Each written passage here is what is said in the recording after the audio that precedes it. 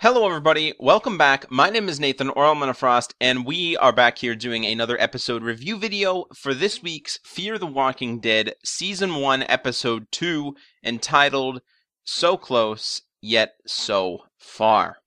That is right, everybody. So if you guys wanted to see my predictions video for this episode, which obviously aired yesterday, last night, Sunday, today is Monday, August the 31st, and yeah, if you guys want to see my prediction video for this week's episode of The Walking Dead, or Fear the Walking Dead, rather, look in the video description. I will put a link to my prediction video down there if you guys want to check it out. I uploaded it Thursday. As you guys know, I upload my prediction videos the Thursday before the episode airs, and my review videos the Monday after the episode airs. It's pretty basic. So, anywho, moving on.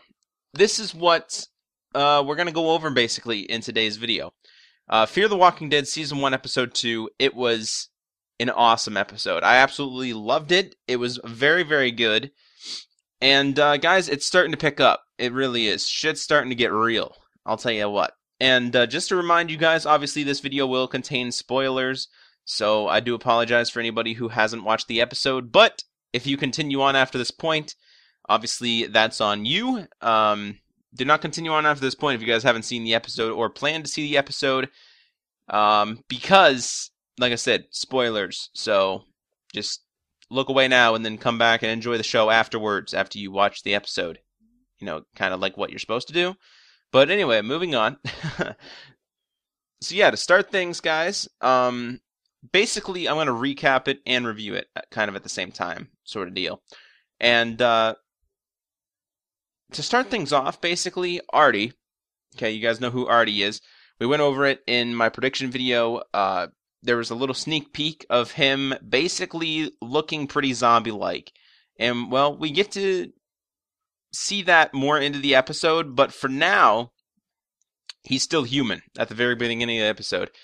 Artie now is patrolling basically the empty hallways of the high school. Obviously, everybody went home on the buses at the end of last episode, as you guys may or may not remember. So Artie patrols the empty hallways of the high school, and he hears a noise, and he turns around. And that's basically where that cuts for now. So we assume that he's heard something. He's going to go check it out, and it's probably not going to end well. And we'll get back to that after.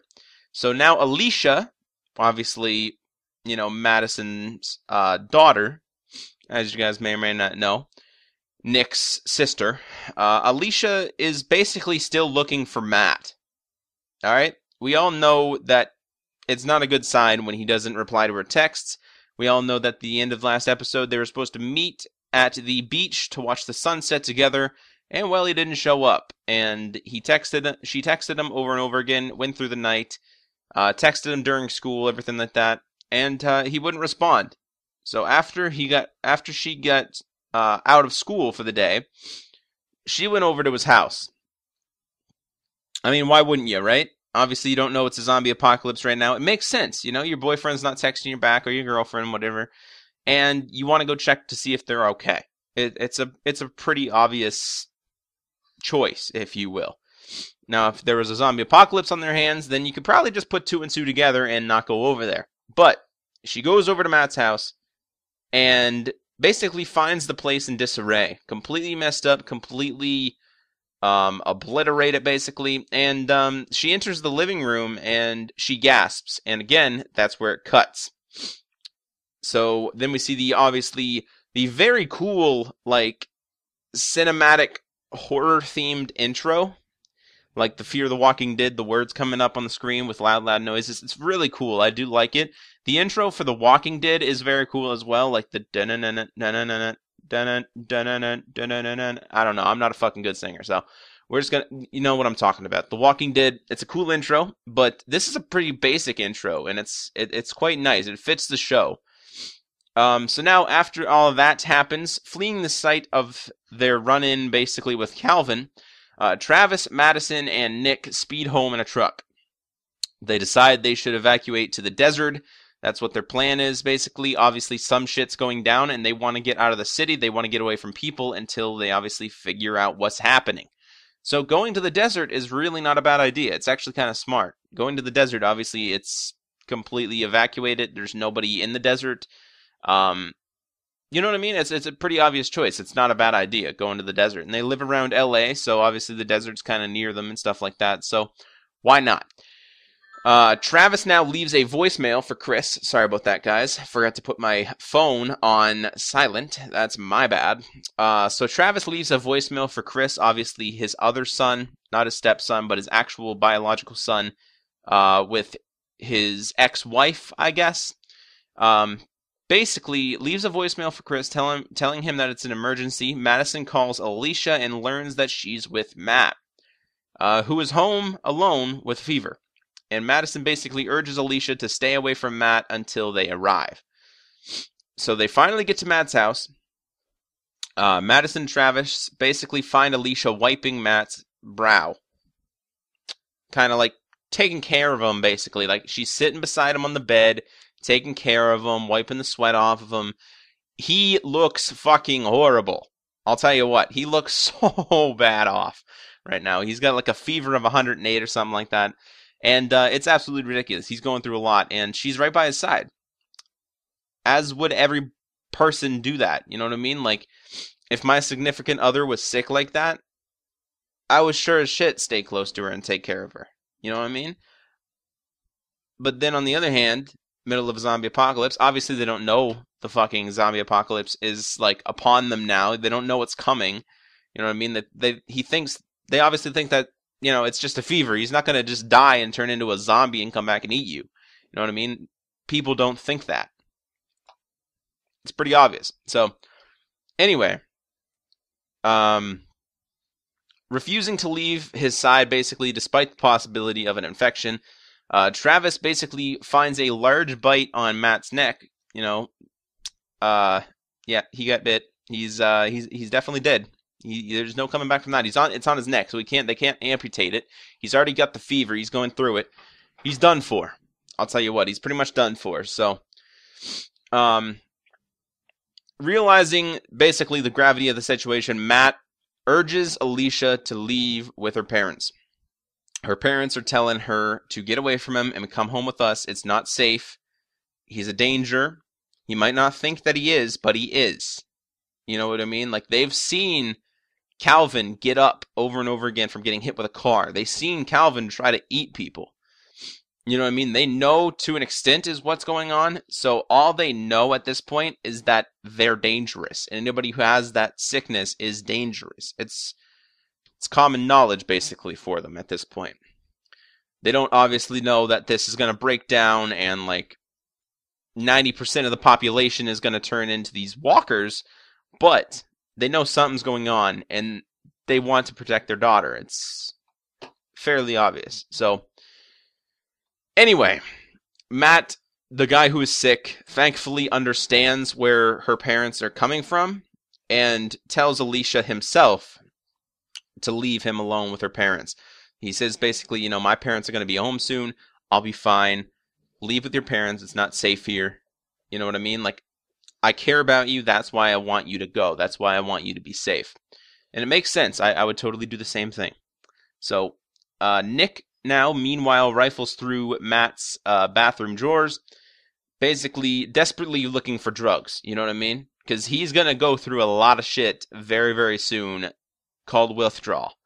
Now, if you guys don't know what that is, I'm not going to break it down completely, but it's basically when you don't have the drugs, heroin in his case, that you've been on and that you've been taking and that you're addicted to. If you don't taper off, you go through a lot. You even have the chance of dying. So that's why he's desperately looking for it. He doesn't want to go through it. He wants something to kind of taper him off. He does want to get off the drugs, but he wants to go through it in an easier way, which I really don't. I don't mind him doing that because shit's going down right now. You know what I mean? He can't be in a hospital. He can't be getting taken care of when this shit's going down. He needs to have some way, some method of pulling himself together through this. So I understand why he's doing it. I mean, cold turkey is always an option. If you know what that expression means, I hope you do. If you don't know what that expression means, I just sounded like a fucking dumbass. So it basically means quit cold turkey. It basically means like quit completely. Don't even take anything to help you go through it. You know what I mean? Just completely stop taking whatever you're on. And anyway, he's searching for drugs.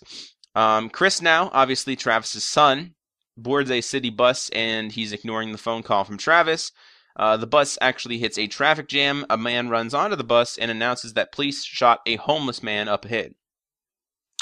This is where shit gets real, guys. This is where shit gets real. It turns into like a giant fucking protest. This is where shit gets real. So Travis, Madison, Nick, and Alicia arrive home. Miss Cruz, a neighbor, invites them to their daughter's birthday party. I don't think they're going to be having a birthday party, honestly. I mean, obviously, not everybody knows what's going on right now, but I don't think they're going to be having a birthday party.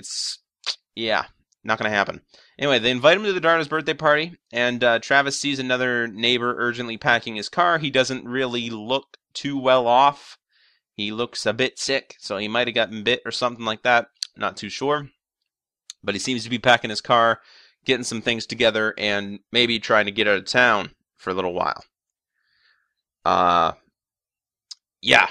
So, inside now, Nick insists Madison to tell Miss Cruz about the virus.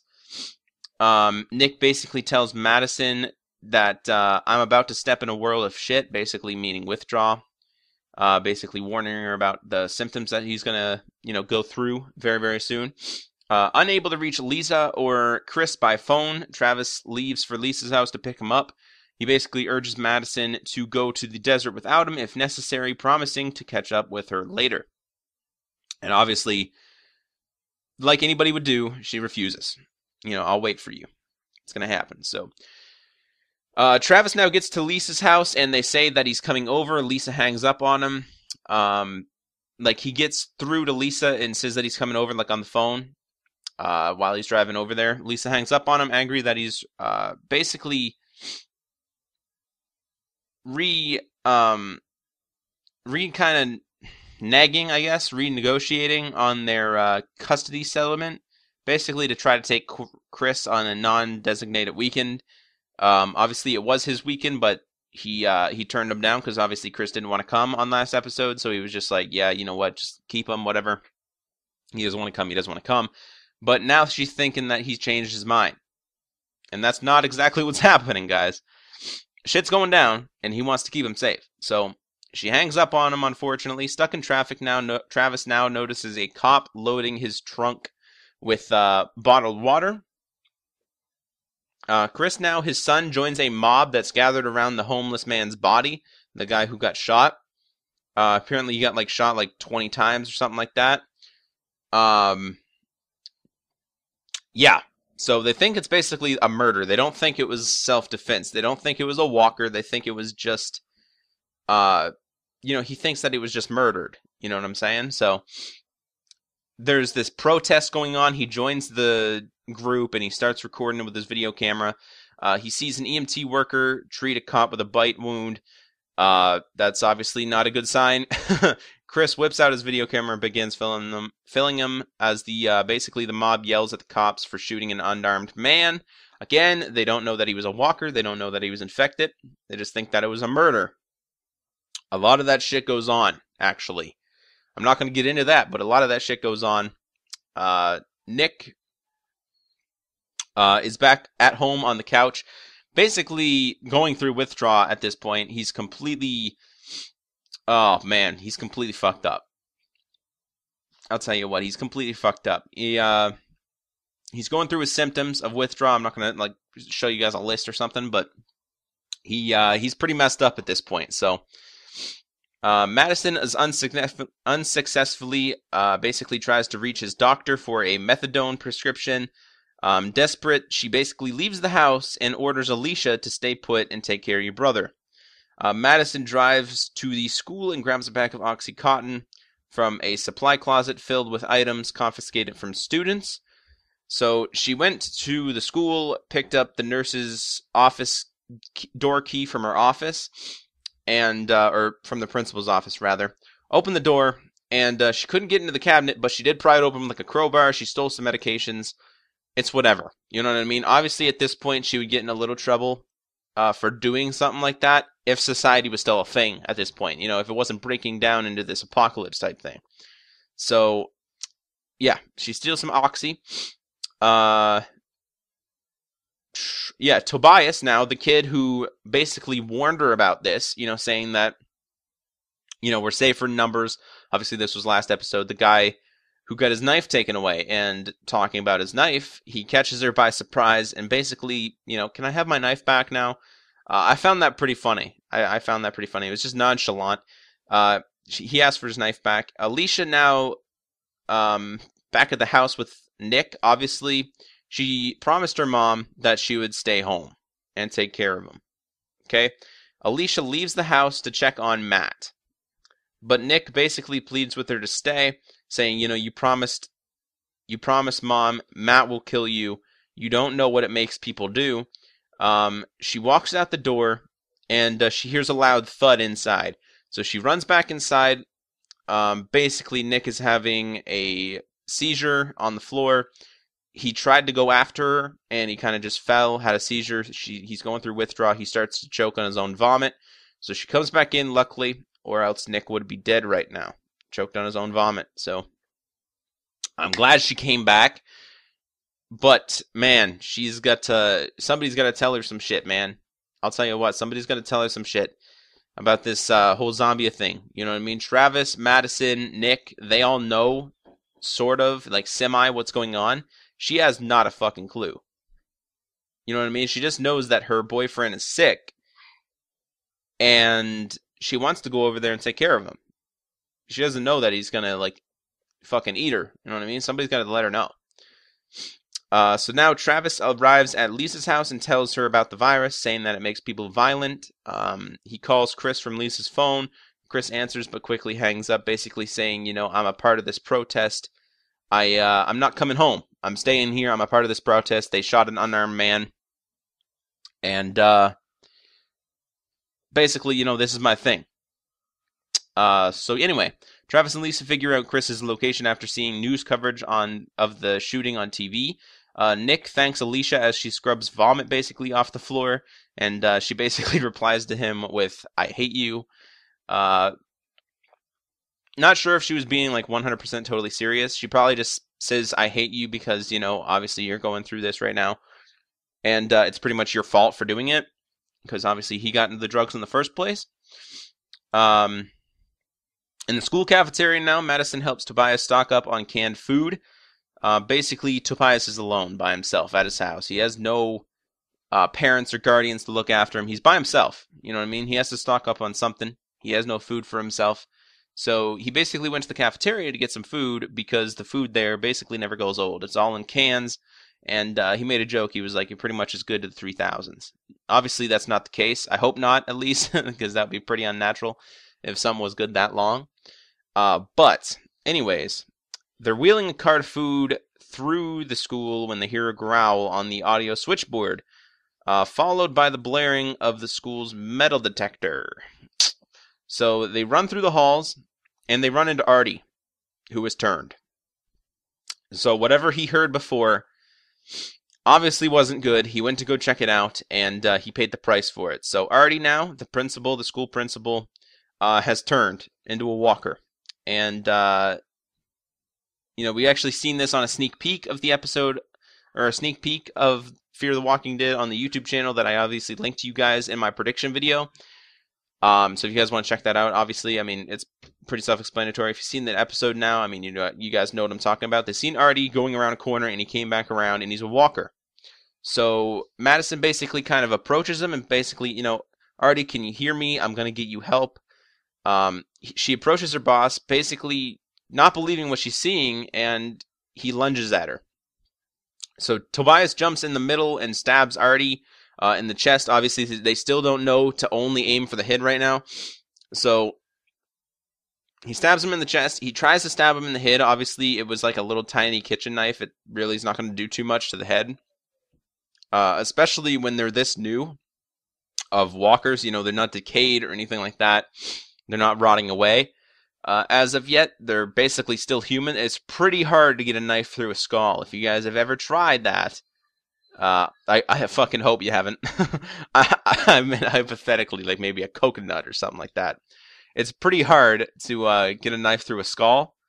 And yeah, he's trying to help her, and they actually end up falling down the stairs, and Artie basically lands on top of Tobias, and Tobias is like sitting there holding his head back, trying not to let, obviously, Artie bite him, and Madison comes down, has no choice but to get a fire extinguisher from the top of the stairs, and basically bashing Artie's head in with it over and over and over again until he dies. And they're both safe. They both survive the encounter, and they flee together. I think leaving the food behind, because I don't remember them getting the food back, because they kind of just went into the car and just went off on their own. So I'm not really sure where the food went, unless they maybe just like loaded it into the trunk like off screen or something, but I'm not too sure. They might have just like wanted to get out of there very, very fast, so they basically said, screw the food. I'm not too sure. But Travis and Lisa now find Chris at the protest as workers in hazmat suits and riot police show up. An infected woman wanders onto the scene and the police open fire again, sending the mob into chaos. Basically them thinking, you know, what the fuck are you guys doing? Why are you just killing these guys? Why are you killing unarmed civilians? And the authorities obviously know a little bit more about this disease than they do. And I feel like they should probably make an announcement sometime soon saying to get shelter. And, you know, these people are not people anymore. So now Travis, Lisa, and Chris flee onto the street in the midst of a full-blown riot. Like, straight up, there's so much chaos. It's actually unbelievable.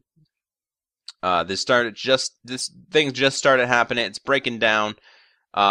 Honestly, at this point, it would probably be a good idea to like install martial law. If you guys know what that means, then, well, who knows? But needless to say, I doubt it probably happens. You know what I mean? Shit's going down. Shit's getting real. So they come across a barber now. Daniel Salazar is basically shooing his last customer out when Travis begs him for shelter. He's a barber. Daniel basically is reluctant, but his wife, Griselda, I believe is what her name is, motions to basically allow them inside. So they get inside the barbershop. They stay in the front room. They have like a big metal door basically they put across it. So they are safe. They are safe. They're just riding out the chaos. They don't want to be in the middle of the street while there's riots and shit going on. You know what I mean? It would kind of be a dumb idea. You might die. So they're kind of riding it out like that. So they got in this barbershop basically, and he lowers the shutters. Travis basically thanks him and meets his daughter Ophelia, I believe, or Ophelia or something like that, and explains that victims of the viruses don't die, they come back. Madison drops Tobias off at his house, and she offers him to let him stay with her until the crisis ends because he doesn't have any family. He declines, basically saying, this doesn't end. You know what I mean? So I don't want to ride it out with you because this doesn't end. You know what I mean? This is going to go on, and he's totally right. You know, he's a teenager, he's a student, and he seems to know more about this type of thing than anybody else does.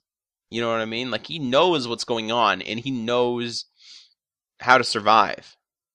So Madison goes home and gives Nick 2 pills, basically of the oxy, while washing her blood-soaked jacket in the bathroom from obviously crushing Artie's skull with the fire extinguisher. She breaks down basically in tears. Travis calls her to tell her that he's marooned. And again, he urges her to go to the desert without him. And she basically says, no, I will wait for you. The phone connection fails. He basically says that he's at a barbershop, stuff like that, blah, blah, blah. So that at least they know where they are. They're not coming home right now, unfortunately. But anyway, Madison and Alicia hear a scream outside. They watch Mrs. Crew's husband attack her in the front yard. Basically, Madison says to Alicia, you know, don't look. She closes the blinds. Alicia starts to run outside to help. Madison blocks the door. And Alicia's like, what the hell is wrong with you? We have to help these guys. Obviously, she still doesn't know what the hell is going on right now. You know what I mean? She thinks that they're just sick or something. And she doesn't know that they die and come back as something and eat you. You know what I mean? She doesn't know this. They have to clue her in. Eventually, I mean, this thing doesn't end, as Tobias said. This thing does not end. They have to clue Alicia in. That's the only option I see at this point. They can't keep her sheltered from it. So they're going to have to clue her in so that it makes more sense to her and so that they can keep her safer. Because if they don't clue her in, she's going to continue to try to, run outside and help people, go find her boyfriend, Matt. Anyway, after that, at Salazar's basically barbershop, his wife, Griselda, or whatever her name is, lights prayer candles with her family and Travis's family, basically gather together. They light the prayer candles. She blows it out, fades to black, or I guess cuts to black, rather, because she blew out the candle. It just automatically cut to black. And that's where the episode ended, guys. So it wasn't an hour and a half premiere. It wasn't a 90-minute premiere like it was last week, rather, not last night. This was just a standalone episode, or not a standalone episode, but this was just a standard episode, is what I meant to say. Of an hour long. So that's what happened, guys. That was the full recap. Hopefully you guys did enjoy. My review of the episode was that it was very, very good. I did definitely enjoy it. A lot of my friends did enjoy it as well. Hopefully you guys did as well. Leave in the comment section below what you guys thought of the episode and what you guys maybe think is going to happen on the next episode. Leading on to that here in a minute, I will get into the next episode. I will tell you guys some things about the next episode. What's not like a prediction video or something like that, but I will tell you some things. So anyway, the episode was a little more fast-paced, I think, than the first episode, which I did enjoy. There was a lot more panic. There was more riots going on. There was a lot more panic ensuing, like civilians and people out on the streets. Shit seems to be getting real. Obviously, it's the start of a zombie apocalypse. It's not going to be as fast-paced as what we're used to with, like, The Walking Dead, because we're already in the middle of the zombie apocalypse for The Walking Dead, you know what I mean? That's where we cut to at the beginning of the series. We were already, like, 2 months into the apocalypse at the beginning of the series. And, it's not going to be as fast-paced as those episodes that we're used to of The Walking Dead, or at least some of them. I know some of The Walking Dead episodes are slower-paced. Especially, like, when they were in around the prison and stuff, they were a lot slower paced, like. But anyways, yeah, that's what I think is gonna be happening. It's gonna start picking up pace, and it's gonna start picking up pace probably faster than The Walking Dead at this point, because The Walking Dead, obviously, it's survivors versus zombies, and in Fear the Walking Dead, I feel like it's gonna be like survivors versus army versus other survivors versus zombies. You know what I'm saying? If that makes sense, I feel like that's what's going to be happening.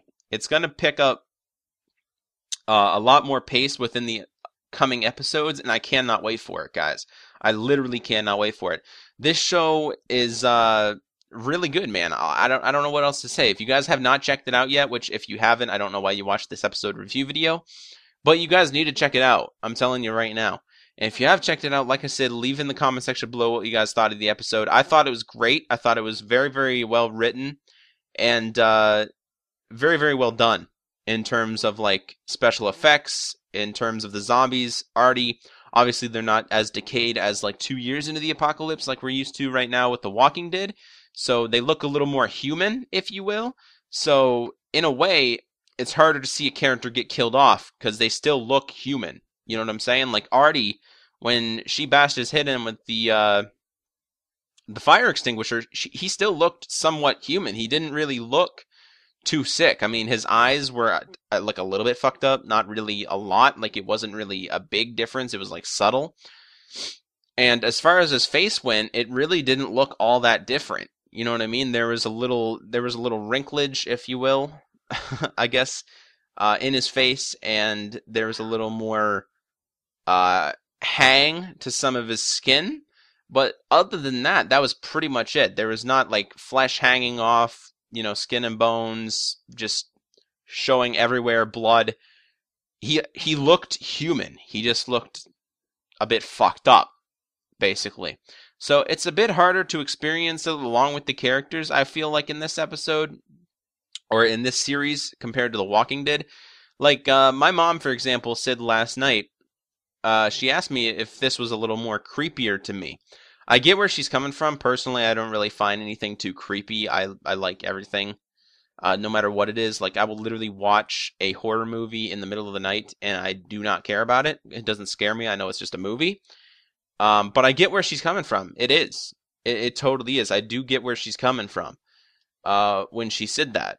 You know what I mean? Like, it is a little more creepy to say that this is a little more creepier than a normal episode of The Walking Dead, because everybody is panicking. Everybody, like, doesn't know what these things are, and you're kind of experiencing it at the same time as the survivors are experiencing it.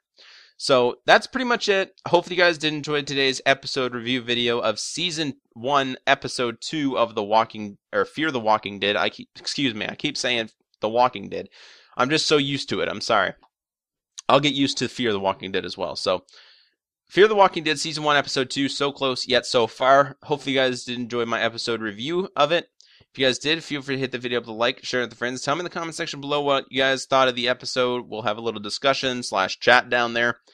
Like I said before, I thought it was very, very good. And I think it's going to be picking up in the next coming episodes, which leads me to my next discussion. Season 1, Episode 3, entitled The Dog of Fear the Walking Dead. So the dog, it's titled The Dog. I'm not really sure what the episode's title's like leading to yet, but I do know one thing, guys. We're not going to get to see it this week. We're not going to get to see it on Sunday, what would it be? I guess September 6th. We're not going to get to see it September 6th. They're taking a break. Obviously, that is Labor Day weekend. They're taking a 1-week break, and we're returning with Fear the Walking Dead on September 13th. So we have 2 weeks until the next episode of Fear the Walking Dead, which means this coming Thursday will not be my prediction video for Fear the Walking Dead this week, guys. It will not. My prediction video always goes up the Thursday before the episode airs, and the Monday after the episode airs. So usually, like for example, my prediction video would go up September 3rd, which is this coming Thursday. But since we're skipping a week and getting back onto it on the 13th, my prediction video will be going up on September the 10th. And then my review video, obviously following the 13th premiere with September 14th. That would be my review video. So anyway, that's pretty much it, guys. Hopefully you guys did enjoy today's video. If you did, feel free to hit the video up with a like, share it with friends. Tell me in the comment section below what you guys want to see from me. And rest in peace to Wes Craven, man. That's all I can say. He unfortunately died last night. Great director. I loved all of his horror movies, including Scream and Nightmare on Elm Street. Very, very good. I was sad to basically hear about it last night. And anyway, that's pretty much it, guys. So let me know what you guys thought of the episode. Tune in later this week and stuff like that. Obviously tomorrow and later this week. For different videos if you guys want to check those out, or if you guys just watch my Walking Dead videos or Fear the Walking Dead videos, check back on September the 10th, because that is when my episode prediction video for Season 1, Episode 3 of Fear the Walking Dead, entitled The Dog, airs, guys. I will be airing my prediction video that date. So September 10th, mark it on your calendars, do what you need to do, return to me on that date, and check out my prediction video, and I will see you guys on the next one. Alright, hopefully you guys enjoyed the Batman gameplay, by the way, too. I worked hard to get that, so I'll check you guys later. Bye for now.